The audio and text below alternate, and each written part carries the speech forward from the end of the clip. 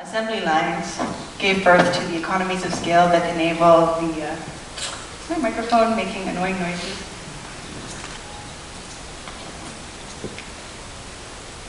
Okay.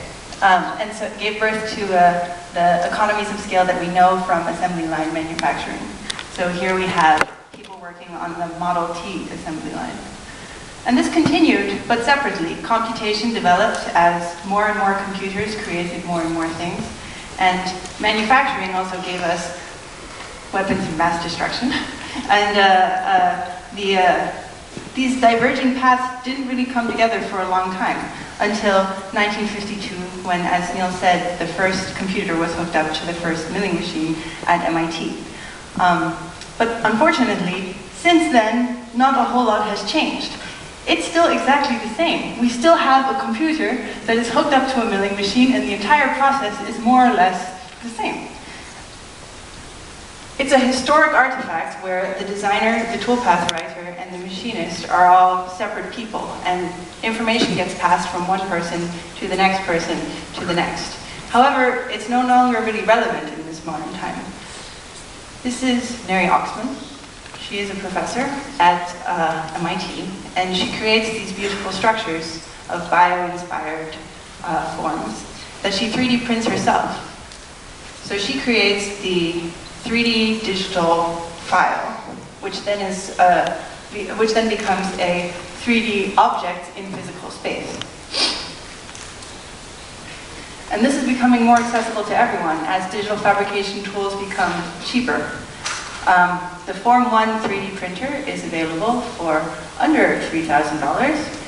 For you to have a 3D printer on your desktop to be able to compile your own physical objects, like the ones that Neri was making. And there are actually quite a few of these companies that are spinning off from Fab Labs and other places that incubate development like that. So you have cheaper machines that enable digital fabrication, such as up on the top left, you have the other cutter, which is an oscillating knife, the other mill, which is a milling machine, and two 3D printers, the Form 1 and the Ultimaker, which is from Utrecht.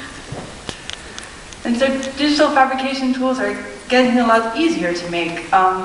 Even if you have access to your own digital fabrication tools, you can use them to make more.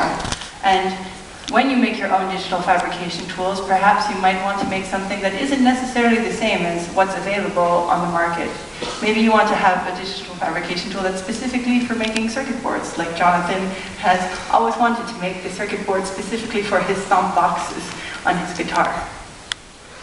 And so now we've come to a point where personal fabrication machines are making more personal fabrication machines.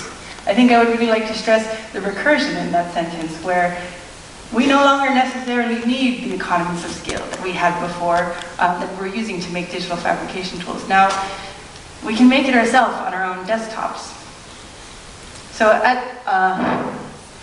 this is the website of the Machines That Make project, where we collect open source design files and processes for making your own digital fabrication machines. And so there are lots of different machines on here. There's wire EDMs, there are 3D printers or milling machines, all the things that you're familiar with. And last year, together with a friend of mine, Alain Moyer, I made this machine. There's no sound.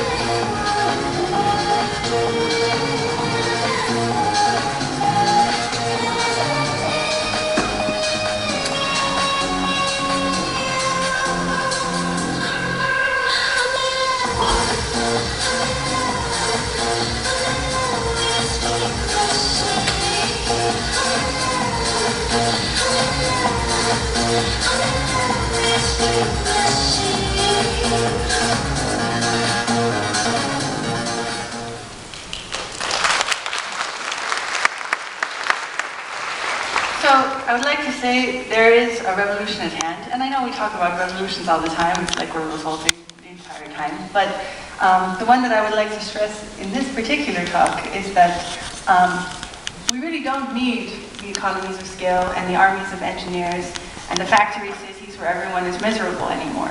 We're making our own tools for our own problems in our own homes, and it's no longer necessarily the case that you have to go to a marketplace or go to an industry and find solutions there. And so that's one of the Fab Lab research roadmap things that we're working on. And in October, in Moscow, we'll be having a symposium on precisely that topic. So I hope that I will see some of you there. Arigato.